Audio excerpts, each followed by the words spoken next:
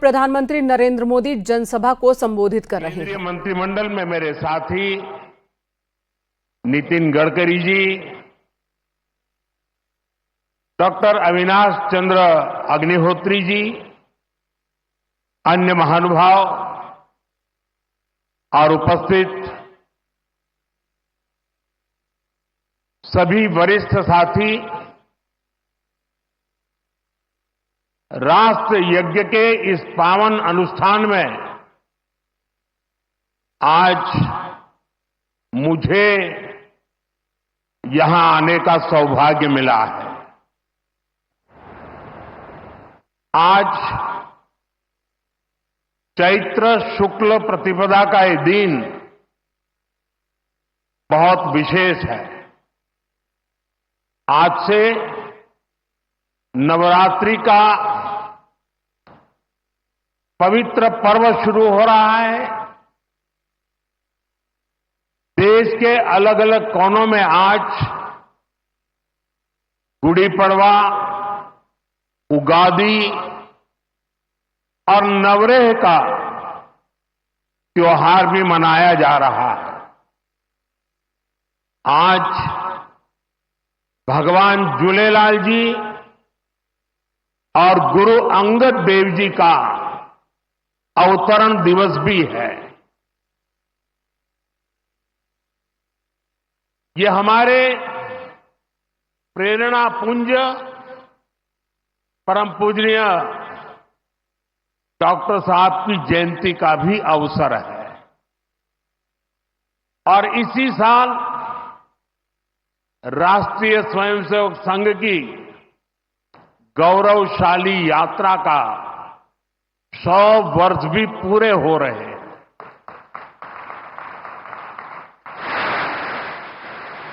आज इस अवसर पर मुझे स्मृति मंदिर जाकर पूज्य डॉक्टर साहब और पूज्य गुरुजी को श्रद्धांजलि अर्पित करने का सौभाग्य मिला। साथियों, इसी कालखंड में हमने हमारे संविधान के 75 वर्ष का उत्सव भी मनाया है। अगले ही महीने संविधान निर्माता बाबा साहब आंबेडकर जी की जयंती भी है। आज मैंने दीक्षा भूमि पर बाबा साहब को नमन किया है, उनका आशीर्वाद लिया है। मैं इन विभूतियों को नमन करते हुए देशवासियों को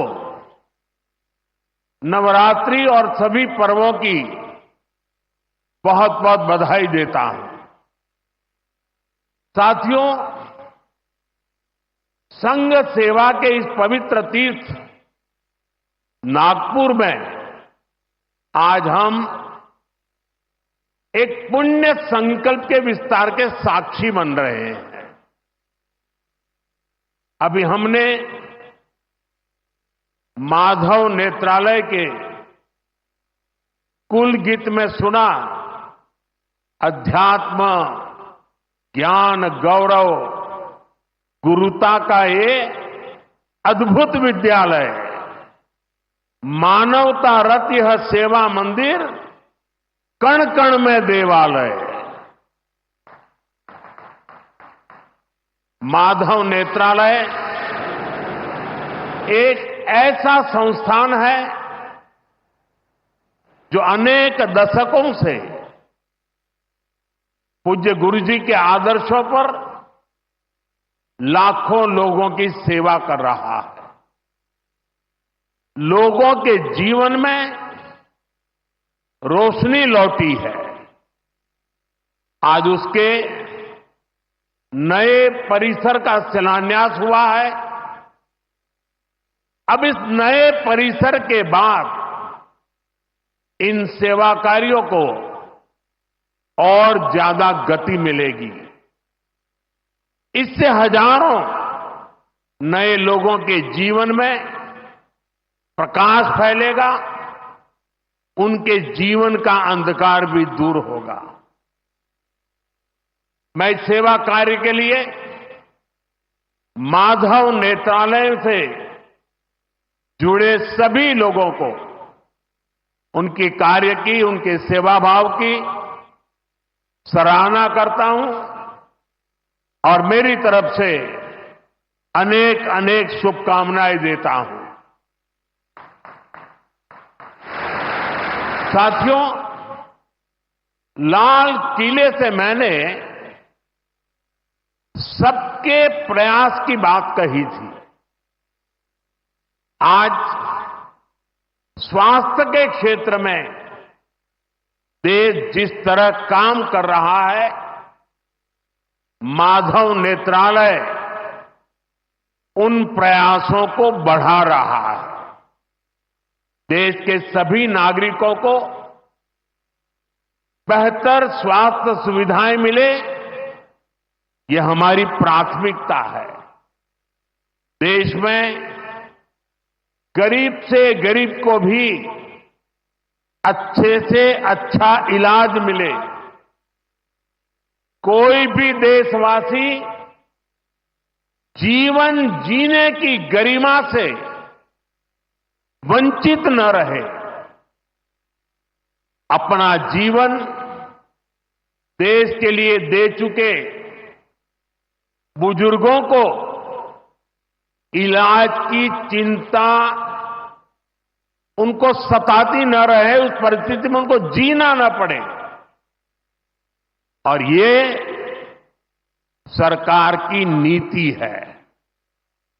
और इसलिए आयुष्मान भारत के कारण आज करोड़ों लोगों को मुफ्त इलाज की सुविधा मिल रही है। हजारों जन औषधि केंद्र देश के गरीबों को, मध्यम वर्गीय परिवारों को सस्ती दवाएं दे रहे हैं।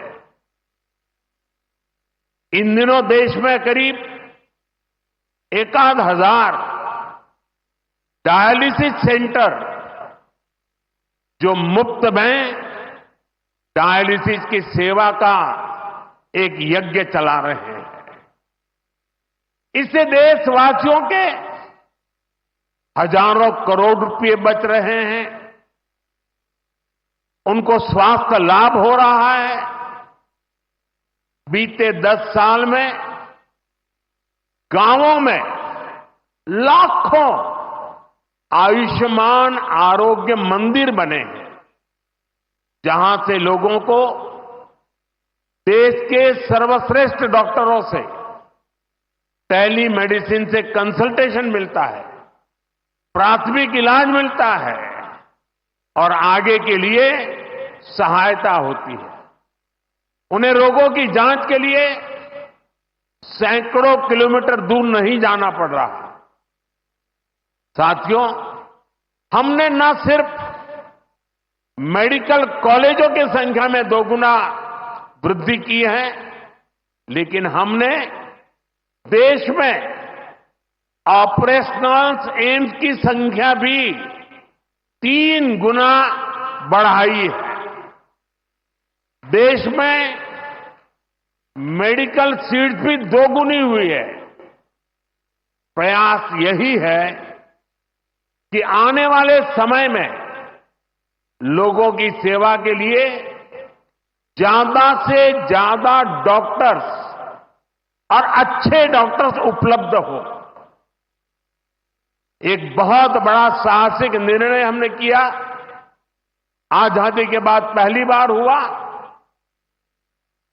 इस देश का गरीब का बच्चा भी डॉक्टर बन सके, उसके सपने पूरे हो सके, इसलिए विद्यार्थियों को अपनी मातृभाषा में डॉक्टर बनने की सुविधा हमने उपलब्ध कराई।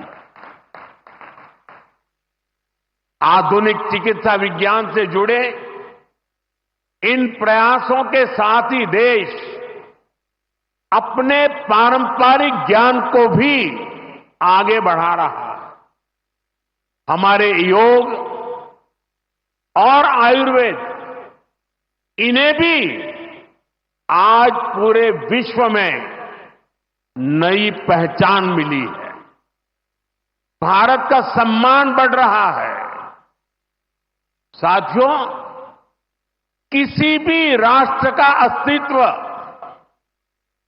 पीढ़ी दर पीढ़ी उसकी संस्कृति के विस्तार, उस राष्ट्र की चेतना के विस्तार पर निर्भर करता है। हम अपने देश का इतिहास देखें तो सैकड़ों वर्षों की गुलामी, इतने आक्रमण, भारत की सामाजिक संरचना को मिटाने की इतनी क्रूर कोशिशें, लेकिन भारत की चेतना कभी समाप्त नहीं हुई। उसकी लौ जलती रही। ये कैसे हुआ? क्योंकि कठिन से कठिन दौर में भी भारत में इस चेतना को जागरूक रखने वाले नए नए सामाजिक आंदोलन होते रहे। भक्ति आंदोलन उसका ये उदाहरण, जिससे हम सब भली भांति परिचित हैं। मध्यकाल के उस कठिन कालखंड में हमारे संतों ने भक्ति के विचारों से हमारी राष्ट्रीय चेतना को नई ऊर्जा दी। गुरु नानक देव, कबीरदास, तुलसीदास, सूरदास, हमारे यहां महाराष्ट्र में संत तुकाराम, संत एकनाथ, संत नामदेव, संत ज्ञानेश्वर, ऐसे कितने ही संतों ने हमारी इस राष्ट्रीय चेतना में अपने मौलिक विचारों से प्राण फूंके। इन आंदोलनों ने भेदभाव के फंदों को तोड़कर समाज को एकता के सूत्र में जोड़ा। इसी तरह स्वामी विवेकानंद जैसे महान संत भी हुए। उन्होंने निराशा में डूब रहे समाज को झकझोरा, उसे उसके स्वरूप की याद दिलाई, उसमें आत्मविश्वास का संचार किया और हमारी राष्ट्रीय चेतना को बुझने नहीं दिया। गुलामी के आखिरी दशकों में डॉक्टर साहब और गुरुजी जैसे महान व्यक्तित्वों ने इसे नई ऊर्जा देने का काम किया। आज हम देखते हैं राष्ट्रीय चेतना के संरक्षण और संवर्धन के लिए जो विचार बीज 100 साल पहले बोला गया, वो महान वटवृक्ष के रूप में आज दुनिया के सामने है। सिद्धांत और आदर्श इस वटवृक्ष को ऊंचाई देते हैं। लाखों करोड़ों स्वयंसेवक इसकी टहनी, ये कोई साधारण वटवृक्ष नहीं, राष्ट्रीय स्वयंसेवक संघ भारत की अमर संस्कृति का आधुनिक अक्षय वट है। ये अक्षय वट आज भारतीय संस्कृति को, हमारे राष्ट्र की चेतना को निरंतर ऊर्जावान बना रहा है। साथियों, आज जब हम माधव नेत्रालय के नए परिसर का काम शुरू कर रहे हैं, तो दृष्टि की बात स्वाभाविक है। हमारे जीवन में दृष्टि ही हमें दिशा देती है। इसलिए वेदों में भी कामना की गई है, पश्चिम शरदः शतम, अर्थात हम 100 वर्ष तक देखें। ये दृष्टि आंखों की यानी बाह्य दृष्टि भी होनी चाहिए और अंतः दृष्टि भी होनी चाहिए। जब अंतः दृष्टि की बात करते हैं तो विदर्भ के महान संत श्री गुलाबराव महाराज जी का स्मरण भी होना स्वाभाविक है। उन्हें प्रज्ञाचक्षु कहा जाता था। बहुत कम आयु में ही उनको आंखों से दिखाई देना बंद हो गया, लेकिन फिर भी उन्होंने अनेकों पुस्तकें लिखी थी। और अब कोई भी पूछ सकता है कि जब आंखों से दिखाई नहीं देता है तो उसके बावजूद भी कोई इतने ग्रंथ कैसे लिख सकता था? इसका उत्तर यह है कि उनके पास भले ही नेत्र नहीं थे, लेकिन दृष्टि थी। ये दृष्टि बोध से आती है, विवेक से प्रकट होती है। ये दृष्टि व्यक्ति के साथ ही समाज की भी को भी बहुत शक्ति देती है। हमारा राष्ट्रीय स्वयंसेवक संघ भी एक ऐसा संस्कार यज्ञ है जो अंतर्दृष्टि और बाह्य दृष्टि दोनों के लिए काम कर रहा है। बाह्य दृष्टि के रूप में हम माधव नेत्रालय को देखते हैं और अंतर्दृष्टि ने संघ को सेवा का पर्याय बना दिया है। साथियों, हमारे यहां कहा गया है, परोपकाराय फलंति वृक्षाः, परोपकाराय वहन्ति नद्यः, परोपकाराय दुहन्ति गावः, परोपकारार्थमिदं शरीरम। हमारा शरीर परोपकार के लिए ही है, सेवा के लिए ही है।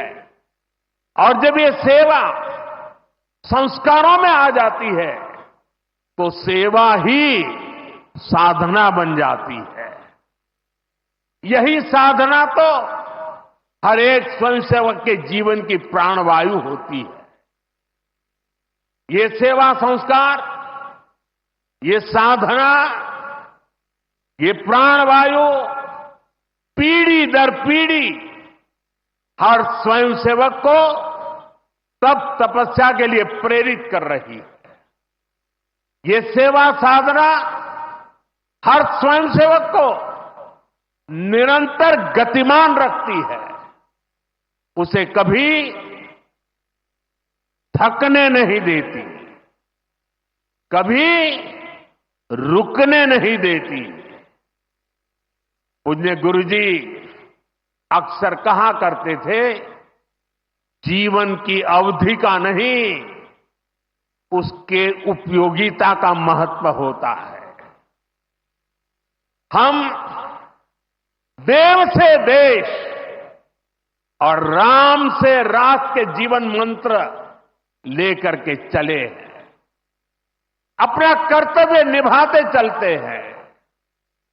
और इसलिए हम देखते हैं, बड़ा छोटा कैसा भी काम हो, कोई भी कार्य क्षेत्र हो, सीमावर्ती गांव हो, पहाड़ी क्षेत्र हो, वन क्षेत्र हो, संघ के स्वयंसेवक निस्वार्थ भाव से कार्य करते रहते हैं।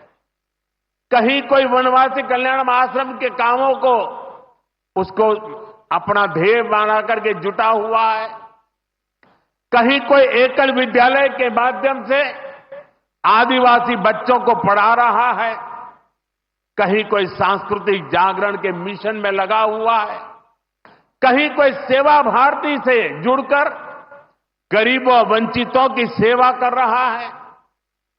अभी हमने प्रयाग में महाकुंभ में देखा, वहां नेत्र कुंभ में कैसे स्वयंसेवकों ने लाखों लोगों की मदद की।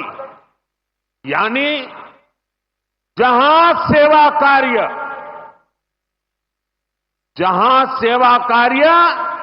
वहां स्वयंसेवक। कहीं कोई आपदा आ जाए, बाढ़ की तबाही हो या भूकंप की विभीषिका हो, स्वयंसेवक एक अनुशासित सिपाही की तरह तुरंत मौके पर पहुंचते हैं। कोई अपनी परेशानी नहीं देखता, अपनी पीड़ा नहीं देखता, बस सेवा भावना से हम काम में जुट जाते हैं। हमारे तो हृदय में बसा है, सेवा है अग्निकुंड समीधा सम हम चले, देह महासागर में सरित रूप हम मिले। साथियों, एक बार एक इंटरव्यू में परमपूज्य गुरु जी से पूछा गया कि वो संघ को सर्वव्यापी क्यों कहते हैं। गुरु जी का उत्तर बहुत ही प्रेरणादायी था। उन्होंने संघ की तुलना प्रकाश से की थी, उजाले से की थी। उन्होंने कहा कि प्रकाश सर्वव्यापी होता है, वो खुद ही अकेले सारे कार्य भले न करे, लेकिन अंधेरे को दूर करके वो दूसरों को कार्य करने का रास्ता दिखा देता है। गुरुजी की ये सीख हमारे लिए जीवन मंत्र है।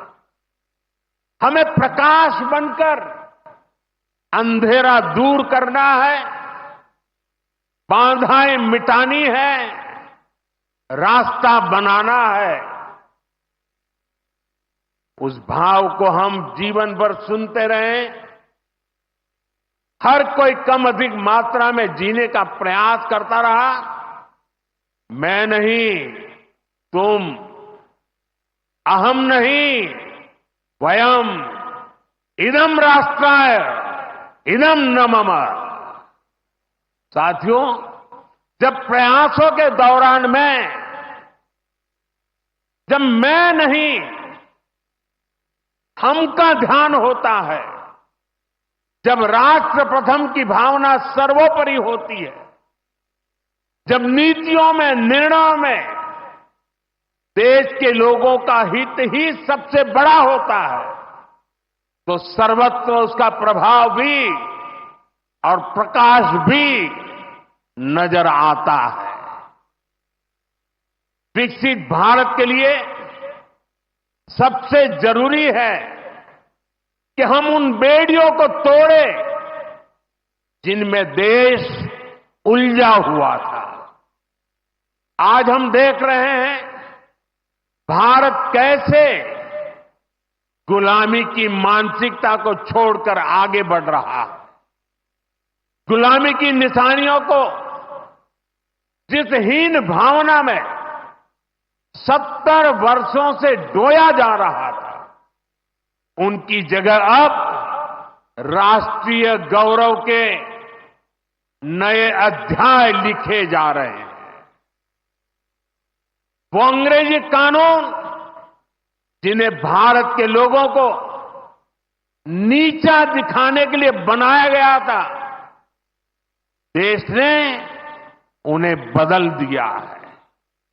गुलामी की सोच से बनी दंड संहिता की जगह अब भारतीय न्याय संहिता लागू हुई है।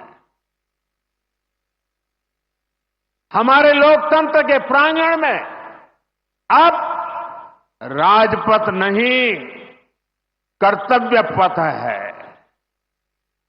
हमारी नौसेना के ध्वज में भी गुलामी का चिन्ह छपा हुआ था, उसकी जगह अब नौसेना के ध्वज पर छत्रपति शिवाजी महाराज का प्रतीक लहरा रहा है।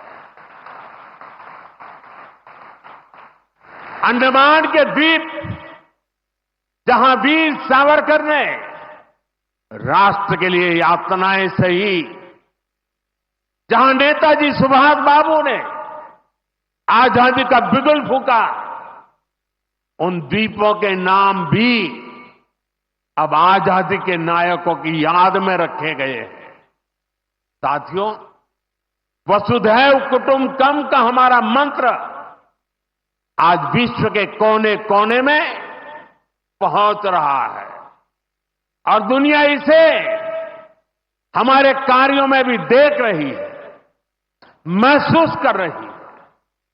जब कोविड जैसी महामारी आती है तो भारत विश्व को परिवार मानकर वैक्सीन उपलब्ध करवाता है।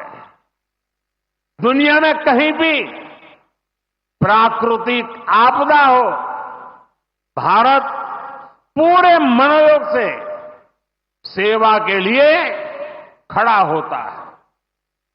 अभी आपने कल ही देखा है, म्यांमार में इतना बड़ा भूकंप आया है। भारत ऑपरेशन ब्रह्मा के तहत वहां के लोगों की मदद के लिए सबसे पहले पहुंच गया है। जब तुर्की में भूकंप आया, जब नेपाल में भूकंप आया, जब मालदीव्स में पानी का संकट आया, भारत ने मदद करने में घड़ी भर की भी देर नहीं की। युद्ध जैसे हालातों में हम दूसरे देशों से नागरिकों को भी सुरक्षित निकाल करके लाते हैं। दुनिया देख रही है, भारत आज जब प्रगति कर रहा है तो पूरे ग्लोबल साउथ की आवाज भी बन रहा है। विश्व बंधु की ये भावना हमारे ही संस्कारों का विस्तार है। साथियों, आज भारत की सबसे बड़ी पूंजी हमारा युवा है और हम देखते हैं आज भारत का युवा इतने कॉन्फिडेंस से भरा हुआ, उसकी रिस्क टेकिंग कैपेसिटी पहले के मुकाबले कई गुना बढ़ गई है।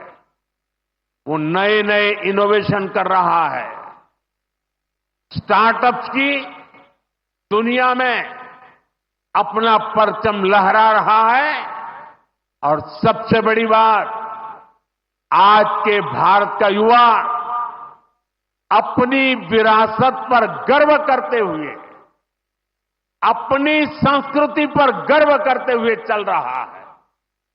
अभी हमने प्रयागराज महाकुंभ में देखा, आज की युवा पीढ़ी लाखों करोड़ों की संख्या में महाकुंभ में पहुंची और इस सनातन परंपरा से जुड़कर गौरव से भर उठी।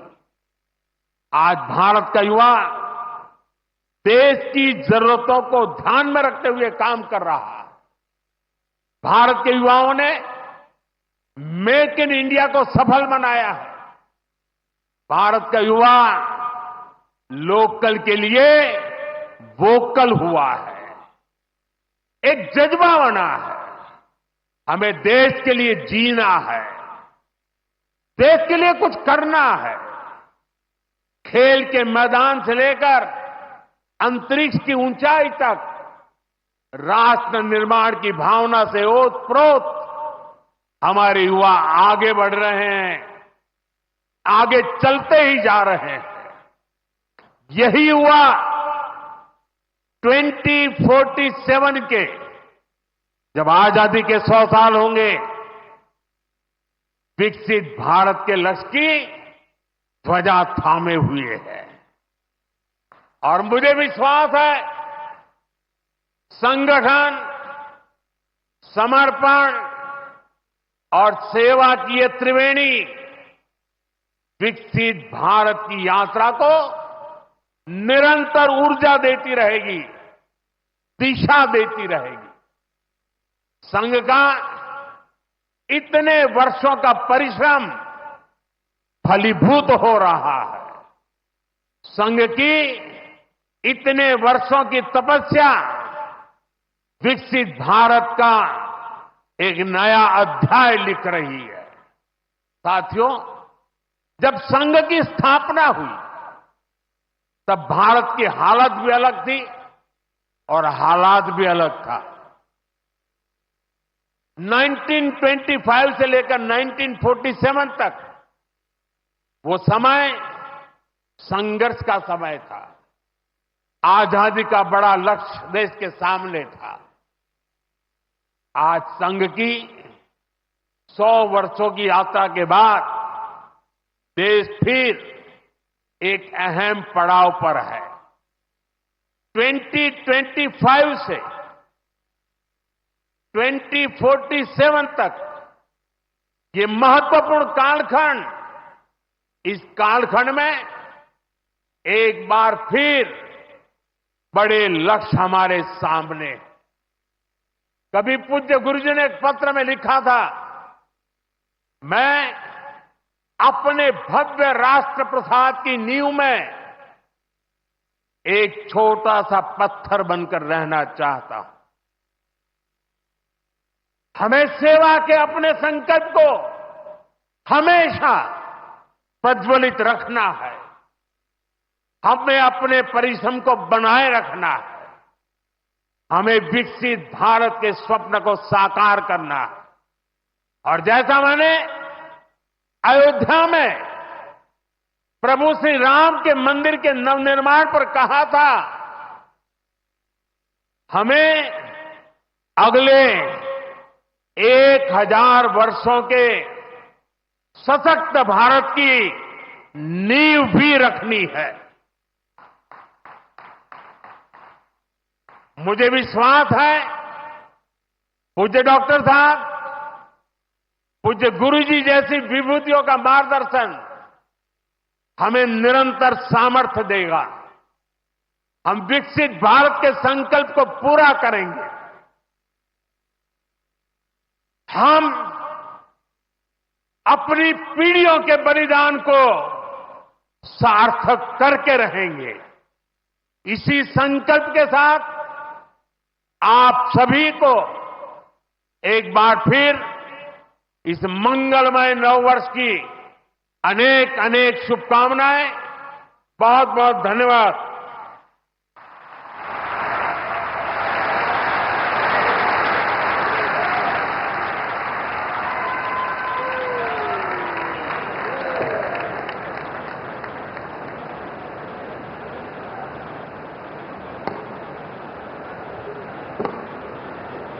हम आपके बहुमूल्य शब्दों